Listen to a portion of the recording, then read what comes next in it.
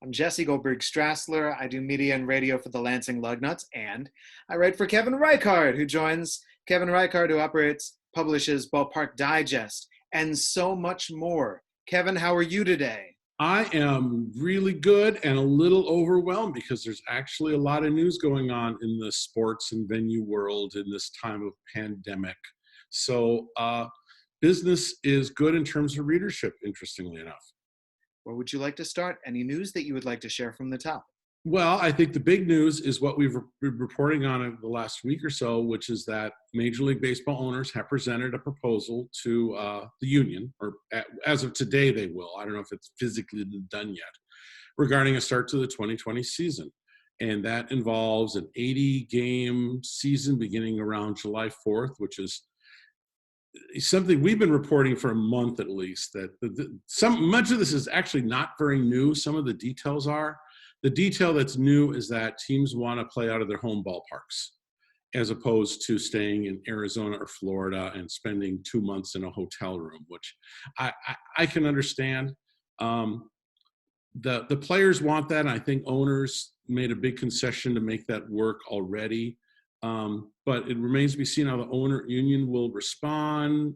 Scott Boras has, already said we won't take any more pay cuts to make the season happen.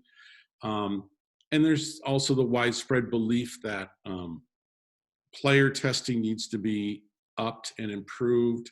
Sean Doolittle posted this epic Twitter. I'm not going to say rant because it wasn't, but it was a thread. It was a thread. It was a 17 or 18 point thread, which if you go to Ballpark Digest, I included it in the story I did on this, which is utterly reasonable. It says if you're going to do it Major League Baseball, make sure we have testing, make sure everyone's protected, and have a game plan in case someone does come down with the COVID-19 virus. So all in all, the talks are going on.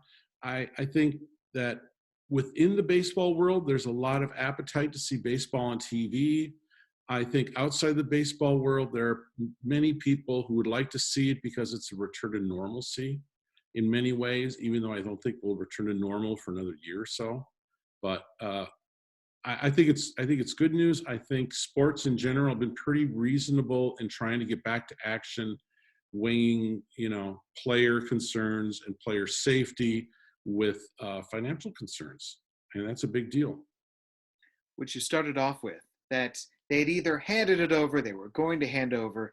It reminds me of the scene in Spaceballs. Prepare to fast forward, preparing to fast forward, fast forward, fast forwarding. It's preparing to hand this up, and you report to the media. So the media, okay, they're preparing to hand over, handing over, they're handing over. It's every little step and the pre-step. We are hanging on every little step that could bring baseball back. Oh, and it's amazing to see the little media feeding frenzy on this topic too, because everyone's got their sources in Major League Baseball. Some are the same, some are not. And so you've got little differences in what's being reported. Like, I've been reporting July 4th for a month because that's what people in Major League Baseball told me. Now, other people within Major League Baseball obviously have told the Jeff Passons and Ken Rosenthal's that they were shooting for before that. But, it's sort of like playing telephone. Some of the details are going to differ, but the big details are pretty true across the board. And so now we'll see 20 reports today on how the union has responded, and I don't expect a big response right away. I think Tony Clark's too smart for that. I think he's going to talk to his players first, distribute it, and get some sort of reaction before any official response comes forward.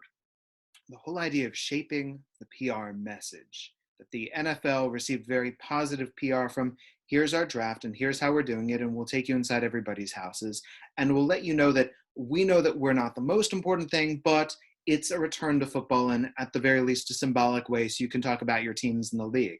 Now let's talk about ticket refunds and all those different steps like that. And that baseball, part of the news is, the potential for an ugly fight between owners and players as to whether baseball can get back. Just get out of your way, or whatever you do, Why must things potentially turn sour? I totally agree. I mean, I think Tony Clark's been pretty good overall. I think Major League Baseball has not necessarily been that good. And there are ways to massage the PR. I mean, who knew Roger Goodell was a likable guy? I didn't until the draft. And all of a sudden, you see him in his basement chatting around, and yeah, it was a little forced, but he's Changing clothes. Yes, changing clothes. I mean, I expected to see him in pajamas by the end of the night, quite honestly. So it was actually perfect PR from the NFL, and Major League Baseball could do that too. There are really likable people in Major League Baseball, but so far they've been kind of hands off and not willing to come public or to the cameras, and so it's been bad PR on their part. I think Scott Boras has been terrible on PR. Instead of saying, we'll look at what they want and we'll evaluate. He's like already proclaiming. I mean, he's already in negotiating stance. And honestly, America doesn't want to see negotiations due to coronavirus issues. They just really want to see an end result.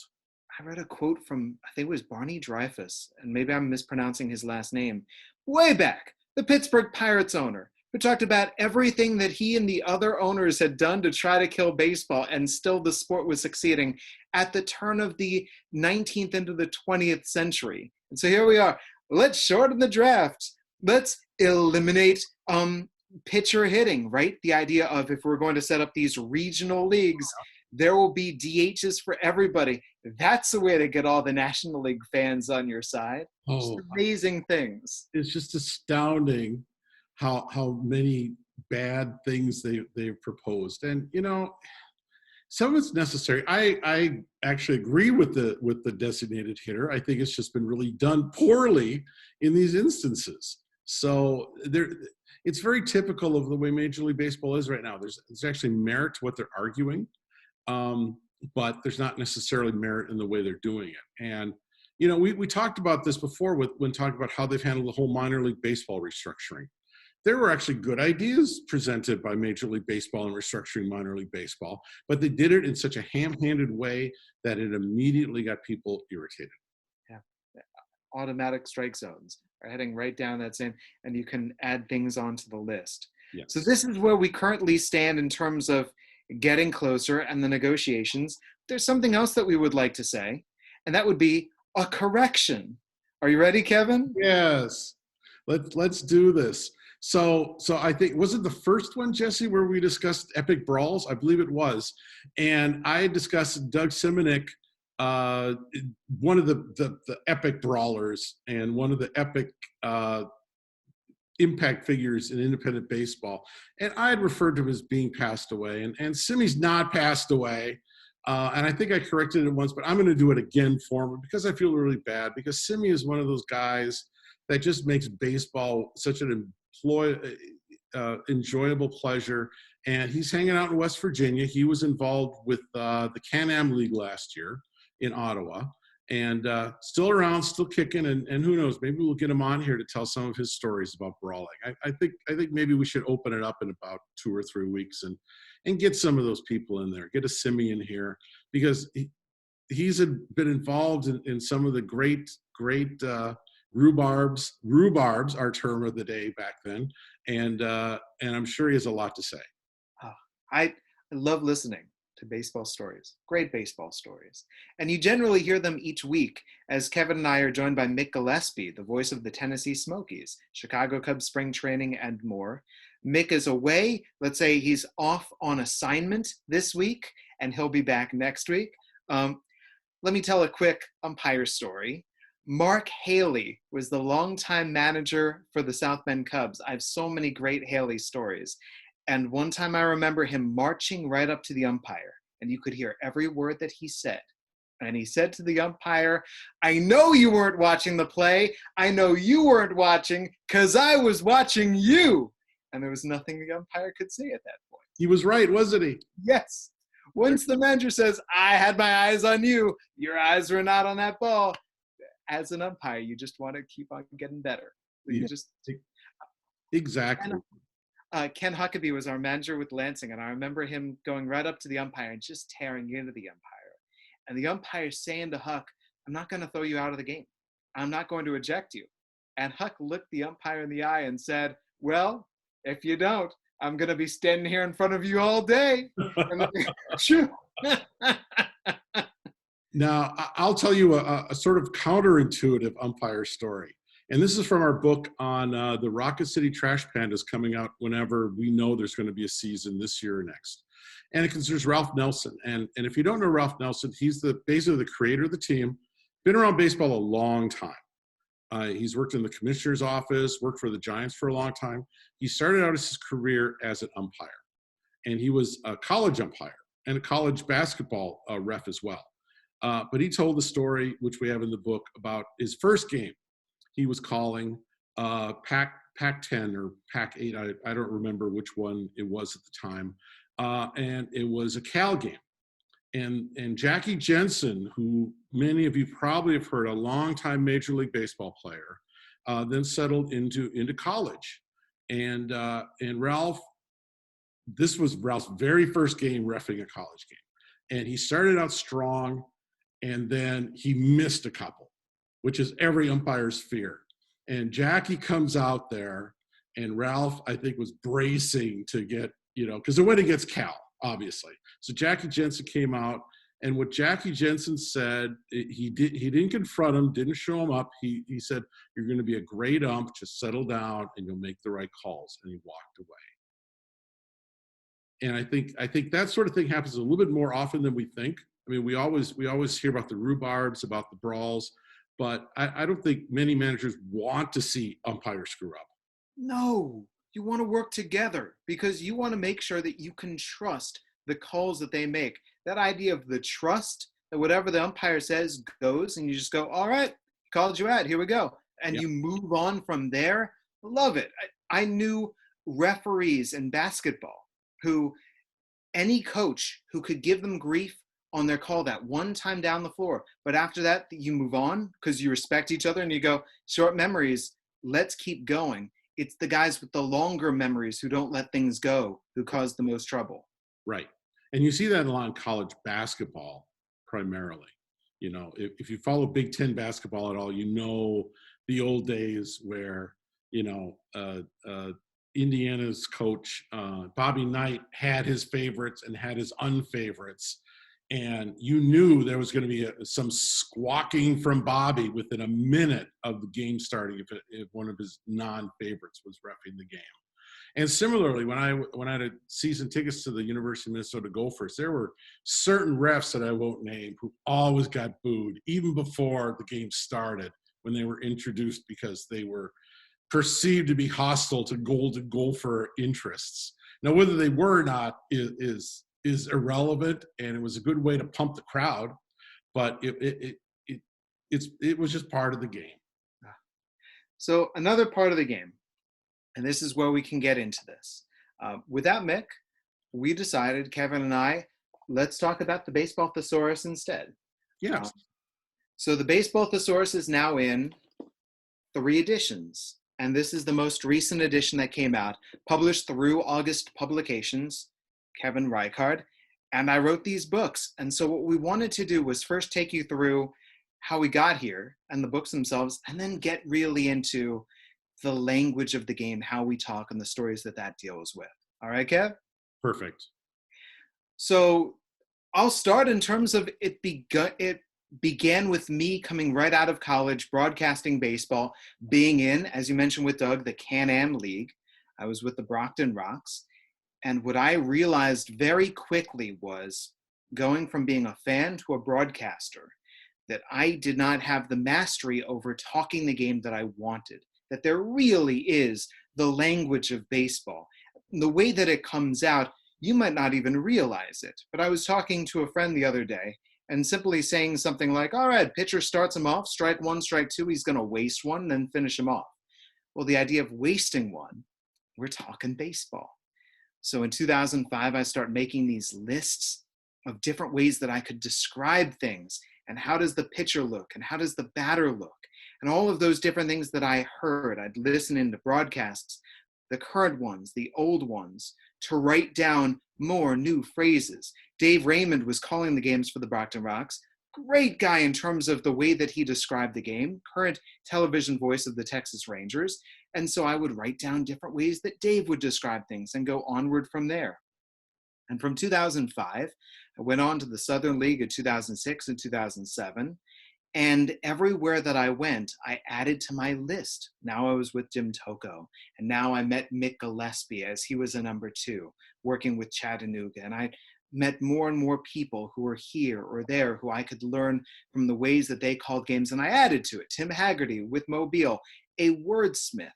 And then onward to Windy City in 2008, where continually these lists grew. And in 2009, I arrived in the Midwest League with the Lansing Lugnuts, and I started sharing these lists with people. And my fellow broadcasters loved reading these different ways. They would say, actually, instead of me adding words, let me take words from it. And by this point, I had my Dixon Baseball Dictionary, so I was really adding words from throughout the decades of baseball. All those years that people have been describing the game in their flowery ways or the way that the players describe it, so it's all slang, and it comes from right inside the game. Inside baseball being another inside baseball term. So from sharing these lists with people, around 2009, 2010, I bit the bullet, and I decided maybe I've got something like people say that I've got something here. And I wrote to a literary agent, the first one that I saw. So his last name was high up on the alphabetical list. And the literary agent wrote me back and he said, the lists are good, but there's something here if you can flesh it out. So tell me the stories of what these words mean. Use these words and sentences, the anecdotes, whatever you can to really fill out and create more of a diagram about the language of baseball, the idioms, everything. So beyond the Dixon Baseball Dictionary listing it, really get into the way that people talk it. And so from there, I wrote more and more and more. And what started off as however many pages blossomed into 18,000 words and 20,000 and 25,000. And I found an illustrator for this literary agent. And then he shopped it around to different publishing houses. And now my head is just in the clouds. Just like a ball player is, let's say, pitching in high school, and maybe he's touching 90s, and there are scouts coming to see him, and you're dreaming of getting drafted in the first couple of rounds, and what could those signing bonuses mean? And then he contacted me one day, and he said, publishing houses that I've talked to shot you down. I'm sorry that I'm no help. Good luck to you on your own. And Kevin Reichard, that's where you enter the story, because I happened to send you an email. You did, and I don't recall the first time we met. It was at a winter meetings, and we had a booth at the winter meetings, and you came up, and you were talking about the story we had put up on your recreation game, and you thanked me for that. I had been nominated to be Ballpark Digest's Broadcaster of the Year, and the winner was Paul Edmonds of the Winnipeg Goldeyes. But I could not understand. This was for my work with the Windy City Thunderbolts. So we're talking December 2008 in Las Vegas, unless I miss my guess. No, I believe you are correct. So I had just been with the Thunderbolts, and that first day of the winter meetings, Monday morning in December of 2008, I was hired to be the new voice of the Lansing Lugnuts. But I'd been named an honorable mention. I'd been named one of the other broadcaster names that Kevin had said, runners up, and all these people. And by the way, also receiving mention, Jesse with Windy City, who recreated a no-hitter for the Thunderbolts. And I was just so honored that I had been mentioned that I wanted to meet you in person. That was a good list. Paul Edmonds is a serious voice now at the Winnipeg Jets. It was interesting to do that first set of awards. It was a lot of fun, and ever since then, awards have been a great thing. So that's how far back since Jesse and I met each other. You submitted the book. I took my time, as I recall. I didn't move fast, but we made a deal to go forward, and no regrets at all. This book has just been a joy to do between the 3 editions. it's a lot of fun as a publisher because physically you can do a lot of fun stuff with old photos and really tie back old aspects of the game with the modern day game. And it's always good to have a strong author behind a book as well to promote it, to talk about and have enthusiasm for it. We don't actually work with a lot of authors, interestingly enough. And I'm not quite sure why that is. We received submissions, and I had to sort of reject one today that the enthusiasm for the title outran the potential marketability of the title, if you know what I mean. But all in all, I love book publishing. It's actually my first love, and this book has been a big part of that. So this came out in 2013, and I remember when it came out, and I remember feeling like, oh my gosh, here it is in my hands, the book that I needed, and something that I think it needs to be shared, because I was so worried about stepping on toes. So I revere the Dixon Baseball Dictionary, and when the Baseball Thesaurus was in its initial planning stage, when it was germinating as a seed, I contacted Paul Dixon, and he thought this was such a good idea. He connected me with Skip McAfee, because the second edition of the Dixon Baseball Dictionary has a Baseball Thesaurus. And they sent me everything that they had. And he said, go, use all of this, add yours onto it. Here's the blessing. And I asked him, could he write the foreword for the very first edition of the Baseball Thesaurus? And he said, yes, I'll write the foreword. But in the end, it just didn't work out. So we got Peter Morris, who had written the great baseball 2-volume history, A Game of Inches, to write the forewords for these books. And so that got things off and running. Was it connected all of my modern knowledge of broadcasting and talking to people and listening to players talk, because there's so much that comes from inside the clubhouse or fans talking the game, with all of the research that Paul Dixon and Skip McAfee had done from the 1890s, 1910s, 1930s. I'm fascinated by those words or phrases that popped up then. And even now, Kevin, we can still hear things that people say, and they say naturally. And this is a baseball slang term that has been in use for a century. Yes.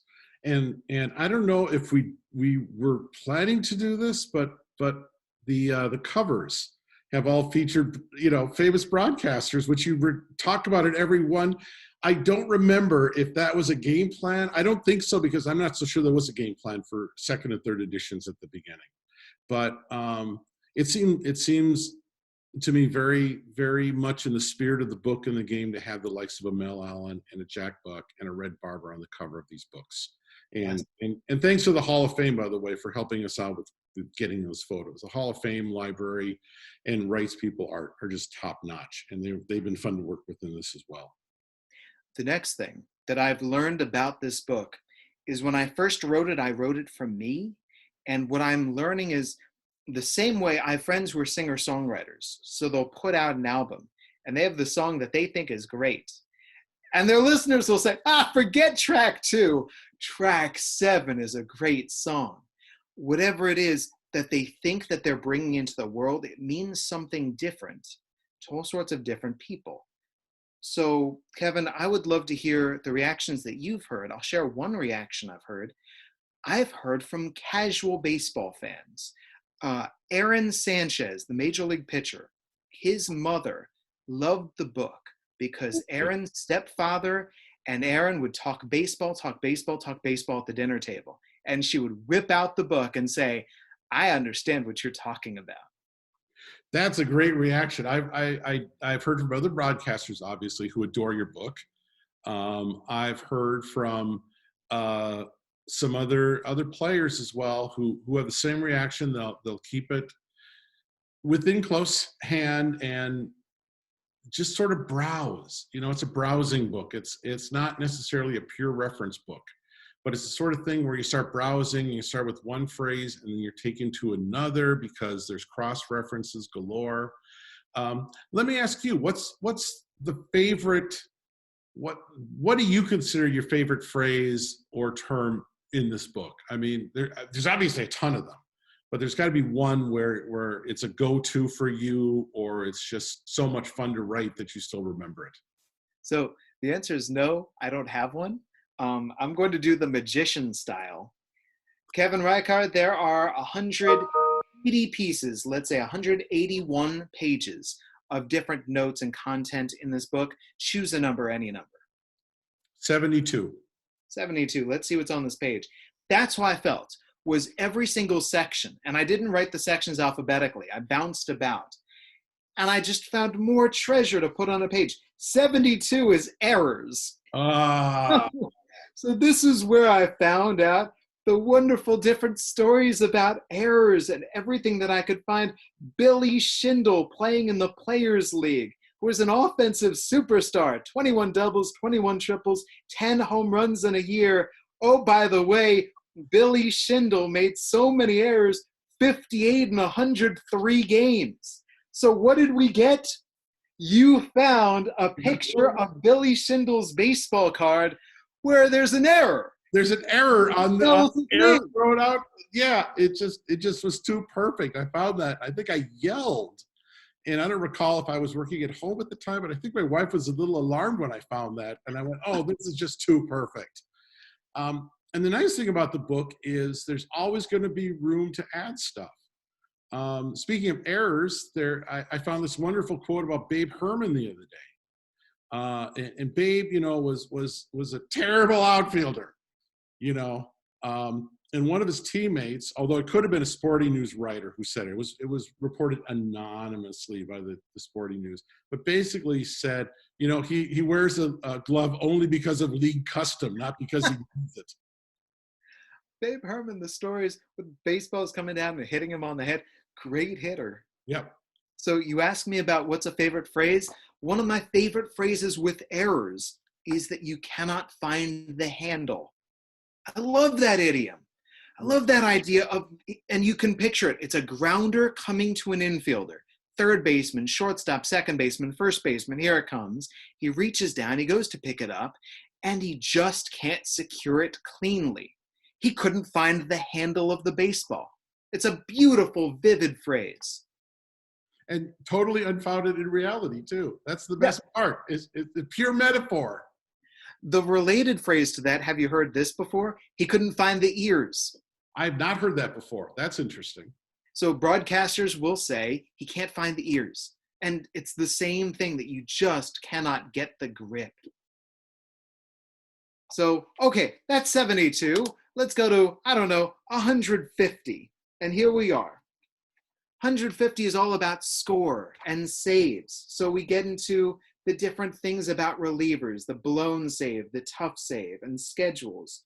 But with score, I happen to start, it's the synonyms within the synonym. So in addition to the different ways that we can keep track of the score, I wrote about, and I say that I write because it surprises me. I don't know about anything that you write. It's so far removed that it's like a stranger has put this out in the world and I'm discovering it anew. I'm occasionally embarrassed when someone quotes some of my writing past me and I don't recognize it. Okay, so tie the score. If you tie up the game, there are so many great ways to put it. Now, if you're a soccer broadcaster, soccer commentator, you would say, right, the score has been leveled or it has been equalized. But I love the baseball broadcaster, whoever it was, or maybe it was a sports writer who came up with the phrase, they've balanced the budget. Oh, that's a good one. Those ideas that people can come up with, they've pulled even. They've knotted the score, that the score is knotted the score. Ah. Again, pure metaphor. There's no knot going on, but it just brings that image to mind in the context of a baseball game where you could visualize someone knotting something and it's all tied up. Well, why is it knotted? Because, it's tied. It's tied up. We're jumping synonym to synonym. How about this one? It's deadlocked. Where does that come from? That's an interesting deadlocked. I mean, is it from literally locks or something? I don't know where that phrase comes from. And I'm sure there's some interesting story about it. So what I think about a deadlock is So we've got the deadlock, the lock that you put in with the door when you want to seal things tight. But a deadlock in general is a situation. Let's say if the baseball players and the owners can't get together, can't negotiate, the situation is deadlocked. So a game is not deadlocked, I would say, in the third inning, the second inning. You wouldn't say the score is deadlocked at 2. But you would say that in the 8th. Eighth and ninth. That's definitely where you would use that phrase. So yeah, those are definitely some of the great phrases in there. Do you want to keep going? Do you want to choose another number? Or One more. Let's do one more. Let's do 92. 92 it is. This is all about batters getting hit with pitches. We're into the H. So you want to talk about colorful phrases. So you bean someone means to hit them in the head because the head is the bean. Yep, that's right. So that would be a bean ball. You can brush somebody back, a brush back pitch. And then if you knock them down, they have to brush themselves off. Chin music is when you throw it up high and tight. You can dust somebody because you knock them down into the dust. A purpose pitch is thrown right at a guy, or to brush him back is that's a pitch thrown with a purpose. Yep, or in back of him. You still see. Yeah. A purpose pitch is not a pitch in the strike zone. No, not in the least. So in doing research into this, because I love the idea, and Kevin, you encouraged me, of going a bit deeper in, this is where I discovered about Tim Keefe. Tim Keefe was a 19th century baseball marksman. What a mound ace. His nickname was Smiling Timothy, or Sir Timothy. Tim Keefe was a batter's nightmare. You were not smiling if you were the batter and you took on Tim Keefe. The Sporting Life is quoted in December 1885, quote unquote, Keefe has a habit of trying how near he can pitch the ball to a batsman's head without hitting him. Nice. So because of this, he hits more men than all the other league pitchers combined.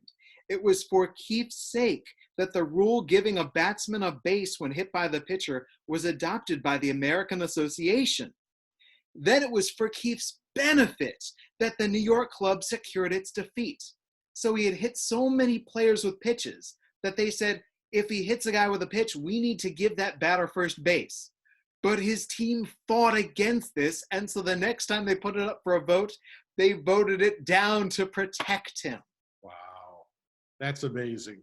And you know, the whole notion of this whole language devoted just to inside pitching fits in with the the whole issue of baseball as a brutal competition between pitcher and catcher. Staring down the batter, eyeing him down, throwing inside, chin music, close shave, Sal the barber. There's such a great tradition of that. And you don't see that much these days because I don't think people pitch inside as much as they used to, because baseball, I think, is a little more civilized in both a good and bad way. We can get into this a little bit more. I have seen my team that I have broadcasted for, that I work for, that I wear their logo, get angered because a team that they're facing pitches inside too often, or vice versa. Other teams get angry at us because our pitchers pitch inside too often. The whole idea of going against the unwritten rules of the game, the code of the game. This idea of don't throw at batters or don't pitch too tight has, in certain avenues of the game, somehow been written into those unwritten rules. Yeah, they have, and you see so many batters now crowding the plate, taking away that inside of the plate. And historically, I don't think anyone facing Bob Gibson could have gotten away with that. Even Bert Blyleven, you couldn't have gotten away with that with him. Today, you kind of can, because people squawk about a pitch that's too far inside.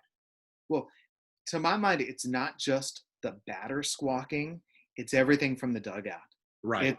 When you're hearing from everybody and then the tensions are rising, my worry in a real rhubarb, a fight between teams, is not with the two instigators. When Robin Ventura charges out to the mound to Nolan Ryan, I'm not actually worried about Ventura or Ryan. Those two will get separated. I'm more worried about the guy running in from the bullpen or the guy running in from the far side of the dugout. So what you have in those situations where the pitcher throws in and the batter stares out to the mound, that's all well and good as long as there isn't this guy over here or that guy over there escalating. One of the worst fights I've ever seen was caused by a third baseman and taking grounders before the start of an inning, staring into the dugout, shouting at guys at the far side of the dugout, and suddenly we've got a tiff between them, and you're just going, the pitcher and the batter is one thing. Everybody else, just take a deep breath. Right. Yeah, brawls aren't what they used to be, that's for sure. There's plenty of stories about the brawls where there's some going on, like you were mentioning, on one side, and then the other guy is just sort of grabbing someone and holding on to him just to make sure that it looks like they're fighting, but they're really not. And there's the story of the wild Yankees brawl. I think it was the Yankees in Washington, where Babe Ruth and Lou Gehrig sat in the dugout the whole time. Yeah, they weren't going to get out there and get hurt. But can you imagine, let's say nowadays, if there's an enormous brawl that breaks out and you look under the dugout and there's Mookie Betts and Cody Bellinger just laughing it up, that would break our unwritten code. Yes. You would say, why aren't these guys supporting their teammates? Well, in this age of TV, you can't get away with that. Babe Ruth could and Lou Gehrig could because there was no TV, and chances are the writers wouldn't have even noticed much anyway, except for one or two. Yeah, if you're the team, if you're the guys up top, and I've seen executives get plenty mad with other teams, with bean balls, purpose pitches, whatever it might be, ugly slides. And so tempers rise everywhere, not just in the dugout. They rise up in the suites. But these guys and the players and the owners are negotiating. There's money put into them, and you just can't lose anybody by injury. Exactly. And that's how the game is played. You don't want to lose anything or anyone because of the investments made over time, which is why we're seeing the minor league negotiations go like they are now, which is why the players are concerned about taking the field now, because they don't want to ruin a career. They don't want to hurt themselves for all time because of coronavirus. So it's all a long-term play. And, you go back to those Yankee teams, there were definitely levels of teammates knew what their roles were on those teams. There were the Babes, there were the Lou Gehrigs, and then there was the backup shortstop whose job was to support those guys. He knew he wasn't going to be a star. But right now, everyone's kind of a star. Well, what does that remind me of is hockey. You got your goal scorer, and you got the scrapper. And the scrapper protects the goal scorer, and if there's a scrap to be had, it's not the goal scorer who's scrapping, it's that guy over there. That's right. And that still exists, although not as much today. Yeah. When I was in college, a friend of mine, her dad was PR for the North Stars, and I went to a game in the press box. And it was, the North Stars at the time were really soft. And they just acquired Willie Plett. And Willie Plett, as old people like me remember, he was an enforcer. And he was brought in to be the enforcer against the Brian, the Bobby Smiths and the Steve what's-his-names, who were viewed as a little softer. In the game I was at, Willie Plett got mad at the goalie and clubbed him with a stick on the back of the neck. Got tossed out. And he'd be suspended for life now. I think at the time he received like a 10-game suspension.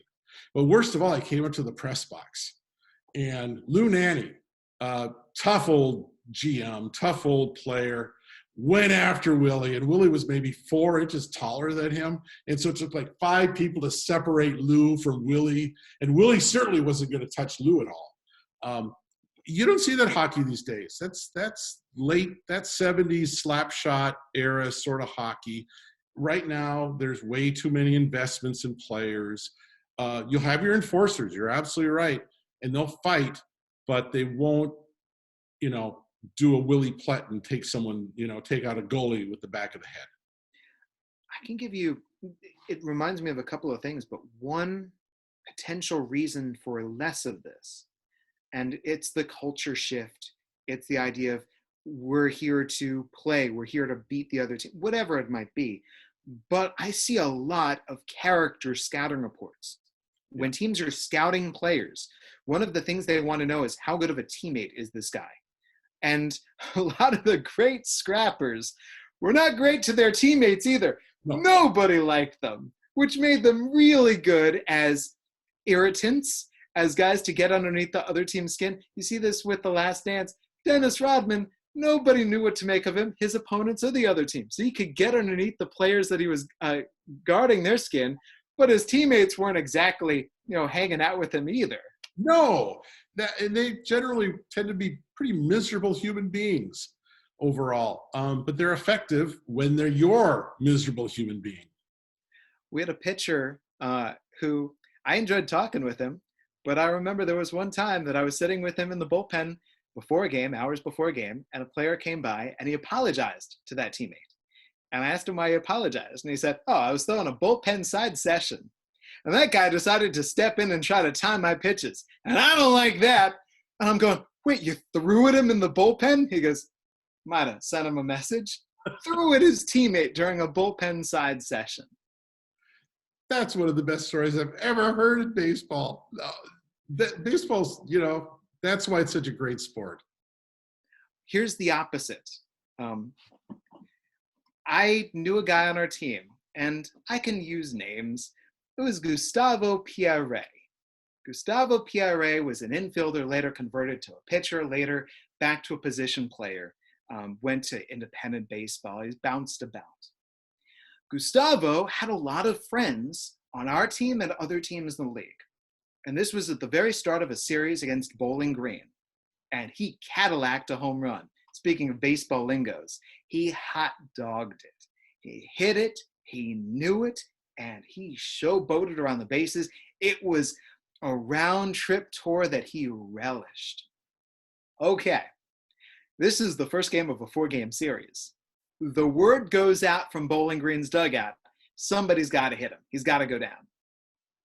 The problem was that every pitcher that they brought in was one of Gustavo's good friends. Of course. And so Gustavo comes up to home plate, and the pitcher looks at the dugout with an agonized expression, and then he throws one maybe a little in. He goes, throws one over here. Like, nothing's close. Finally, however it took, a pitcher hit him, but there was nothing on it. It was looping. Gustavo, there was nothing behind it. The pitcher looked at the dugout. You like that? No, they didn't like that. They had to find any guy who had never heard of Gustavo before who could finally just hit him with a legit fastball before the series was over. Oh, that's funny. That's funny. But that's the way baseball is now. Everyone, because of all these travel teams and because of youth playing together so much in high-end circumstances, you see a lot of players who know a lot of other players. There's a lot more friends in the game than there used to be. It used to be, a player would get signed, and that was his first exposure to a wider group of players back in Class D baseball. No travel teams for them. No. So the best guys, every team has one of those best guys, so they all know each other. And meanwhile, you've got this college teammate and that college teammate, one team's catcher, another team's right fielder. The bullpen, it's true. It's the 35th rounder and the 27th rounder for two different franchises meeting up. You have more friends on the other team than on your team. Yeah. We had a kangaroo court. And in this kangaroo court, we had a pitcher from Australia who was fined because there were players from Australia on the other team who his teammates caught him cheering for them in the dugout. Sure. He's gone, I don't know any other Australians. They're my countrymen.